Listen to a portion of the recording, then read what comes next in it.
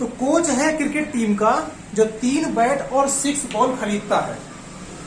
तो बैट का भी कुछ अमाउंट होगा और बॉल का भी कुछ अमाउंट होगा कि कितने के बैट हैं और कितने के बॉल हैं, और दोनों ही मिलाकर के वो 3,900 रुपए में खरीदता है। तो हम मान लेते हैं कि जो बैट है वो एक बैट X रुपए का है और एक बॉल Y रुपए की है। तो लेट कॉस्ट ऑफ 1 बॉल, या बैट लिख दीजिए पहले, तो cost of 1 bat equal to X रुपए and cost of 1 ball equal to Y रुपए, ऐसा हमने मान लिया। अब इक्वेशन बन जाएगी आपकी। तो अकॉर्डिंग टू क्वेश्चन क्या इक्वेशन बनेगी? तो 3 बैट, एक बैट है X का, तो 3 बैट कितने के हो जाएंगे? 3X के, और एक बॉल है Y की, तो 6 बॉल कितने की हो जाएंगी? 6Y की, और दोनों को मिलाकर के कितने रुपए दिए उसने? तो 3,900 रुपए उसने दिए। इसी तरह से सी बाइज एनदर बैट, एक बैट उसने और ले लिया, तो मतलब X रुपए हो गए, और 3 और ले ली बॉल उसने, तो एक बॉल Y की, तो 3 बॉल कितने की हो जाएंगी? 3Y की हो जाएंगी।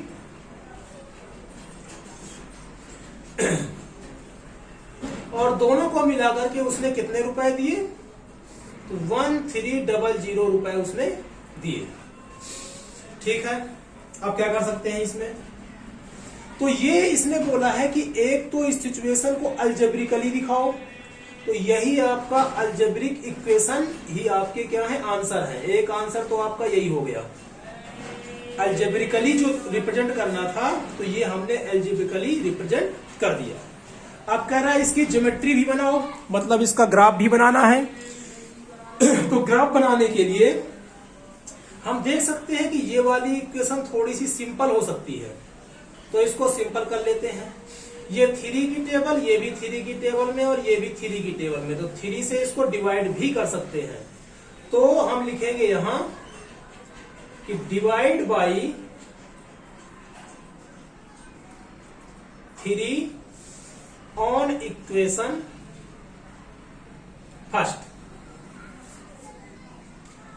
तो फर्स्ट को 3 से डिवाइड करोगे तो 3 1 जा 3, मतलब एक बार में 3 2 जा 6, और इसको 3 से डिवाइड करोगे तो ये भी कितना हो जाएगा आपका? 1300 हो जाएगा। इसको मान लेते हैं इक्वेशन नंबर 3। अब ज्योमेट्रिकली दिखाना है, मतलब ग्राफ बनाना है, तो ग्राफ बनाने का मेथड आपको बताया था। एक बार x0 ले लेते हैं और एक बार y0 ले लेते हैं। तो हमने यहां बना दिया एक टेबल, ठीक है, यहां बना देते हैं। तो एक टेबल बना दी हमने, किसमें? x में और y में। एक बार x को 0 ले लेते हैं और एक बार y को 0 ले लेते हैं। ठीक है, वैल्यू हम इसकी अलग अलग भी ले सकते हैं।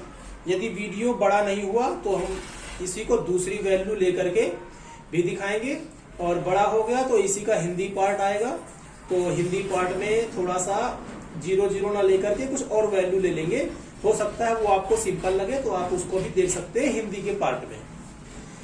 तो ले लेते हैं, तो एक बार ले लेते हैं x को 0 फर्स्ट इक्वेशन में, मतलब वो थर्ड हो चुकी है अब। तो पुट x इक्वल टू 0। जब इसमें हम 0 पुट करेंगे तो ये कुछ ऐसे हो जाएगा। इक्वेशन नंबर 3 की बात चल रही है। 0 तो हट ही जाएगा आपका, तो y इक्वल टू आ जाएगा आपका 1300/2, जो कितना आ जाएगा आपका? 650 आ जाएगा। और इसी तरह से इसमें हमें पुट कर देना है y को 0। जब y को 0 पुट करेंगे इक्वेशन नंबर 3 में, तो x आएगा 2 × 0 आएगा, और ये हो जाएगा 1300। ये तो 0 हो जाएगा आपका, तो x की वैल्यू कितनी आ जाएगी? 1300 आ जाएगी। तो जब x 0 है तो y कितना है आपका? 650, और जब आपका y 0 है तो x कितना है? 1300। ये तो हो गया हमारा पहली इक्वेशन जिसको हमने थर्ड बना करके सॉल्व किया। अब हम बात करेंगे किसकी, सेकेंड इक्वेशन की। तो इन सेकेंड इक्वेशन को यहां पर लिख भी लेते हैं। तो x plus 3y equal to 1300। तो एक बार हम 0 को पुट कर रहे हैं x में और एक बार पुट करेंगे 0 को y में। तो x इक्वल टू 0 ले रहे हैं। तो जब x को 0 लेंगे तो इसको कुछ इस तरह से लिखेंगे। तो y कितना आ जाएगा आपका 1300 डिवाइड बाई 3। अब यहां पर कर लेते हैं। तो y की जो वैल्यू आई है वो आई है 1300 अपॉन 3। पॉइंट में आएगा ये। तो 3 4 जा 12, 3 3 जा 9 और 3 3 जा 9 और फिर से वही आएगा 3 3 जा 9। ठीक है। अब हम लेंगे y को 0। तो यहां पे पुट कर देते हैं हम y इक्वल टू 0। तो जब इसमें 0 पुट करेंगे y को तो x plus 3 into 0 equal to 1300। ये पार्ट 0 हो जाएगा तो x की वैल्यू कितनी आ जाएगी 1300।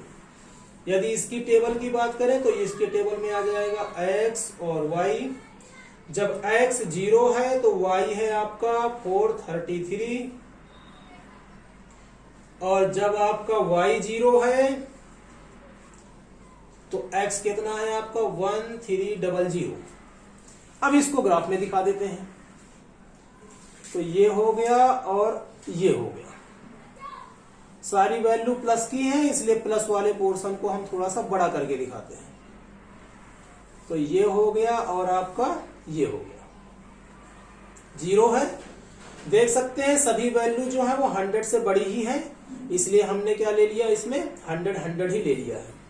तो 100, 200, 3, 4, 5, 6, इसमें भी काफी बड़ा आ रहा है। तो हम इसको 200 करके ले लेते हैं। तो 200 करके ले लेते हैं। तो 200, 400, 600, 8,000, 1200 और 1400। इसी तरह से इसमें भी ले लेते हैं 200, 4, 6, 8,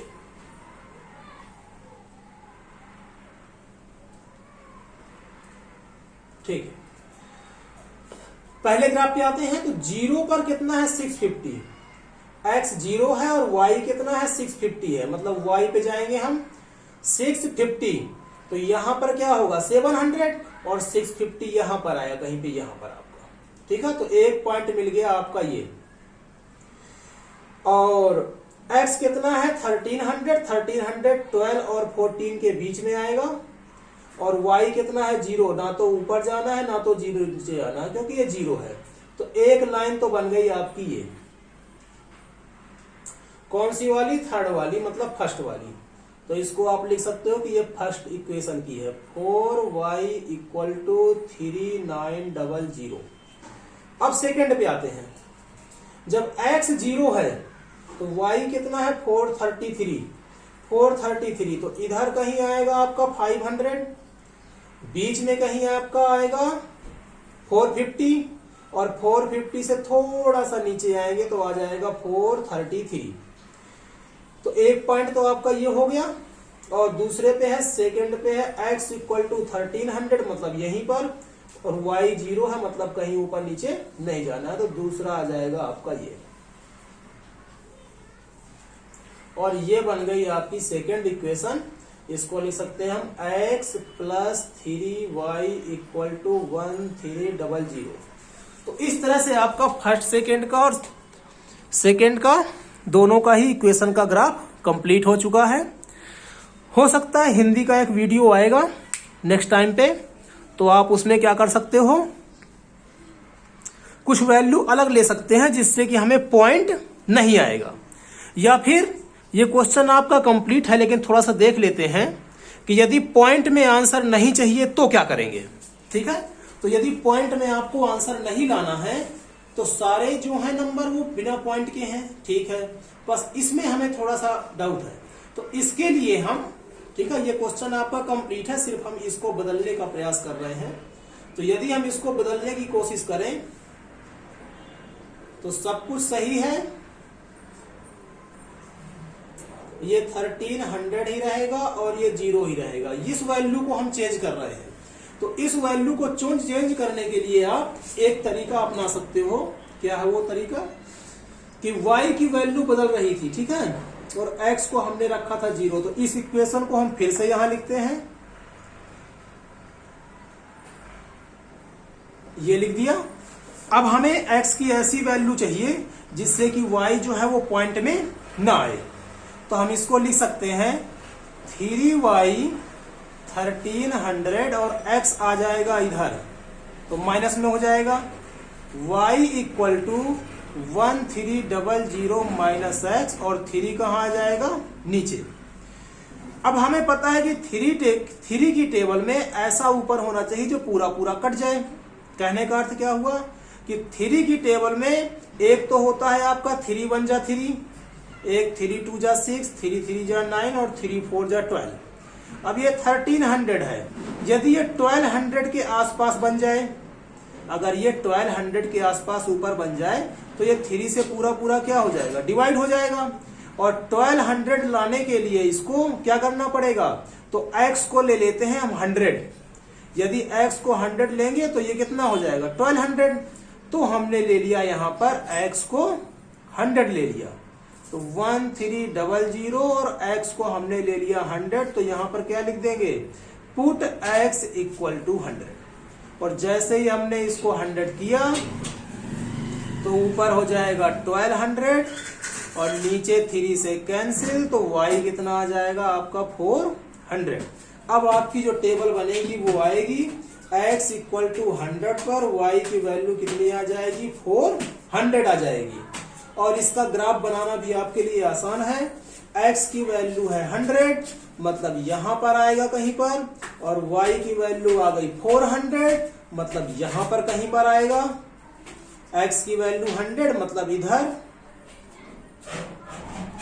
और y की वैल्यू 400 मतलब इधर, और ये दोनों एक दूसरे को यहां पर इंटरसेक्ट करेंगे, तब भी लाइन कौन सी बनेगी, आप देख सकते हो कि वही लाइन बनेगी। ठीक है, तो आपके ग्राफ में कोई अंतर नहीं आता है, ये वैल्यू आप कुछ भी चेंज करते रहो, इस ग्राफ में कोई अंतर नहीं आता है, ग्राफ सेम का सेम ही रहता है। और हम देख भी सकते हैं कि x की वैल्यू जब हमने 100 लिया यहाँ पर, तो y की वैल्यू कितनी आ गई आपकी 400। तो इसको इधर, इसको इधर, कहाँ इंटरसेक्ट करेंगे, यहाँ पर। तो ये 100 और 400 का जो पॉइंट आएगा वो इधर आएगा, और वो पॉइंट भी इसी लाइन पर है। तो ग्राफ आपका सेम रहेगा, वैल्यू आप कुछ भी रखते रहो यहाँ पर। ठीक है, तो एक में पॉइंट आ रहा था, तो पॉइंट को यदि आप हटाना चाहते हो तो इस तरह से भी आप कर सकते हो। आपको सिर्फ यहां से लेकर के यहां तक आपको हटाना पड़ेगा, और बाकी आपका जो क्वेश्चन है वो बिल्कुल सेम का सेम ही रहेगा।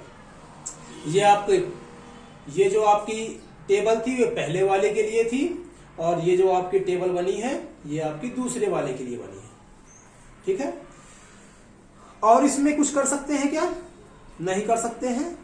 तो इस तरह से जो है ये आपका क्वेश्चन जो है वो कंप्लीट होता है।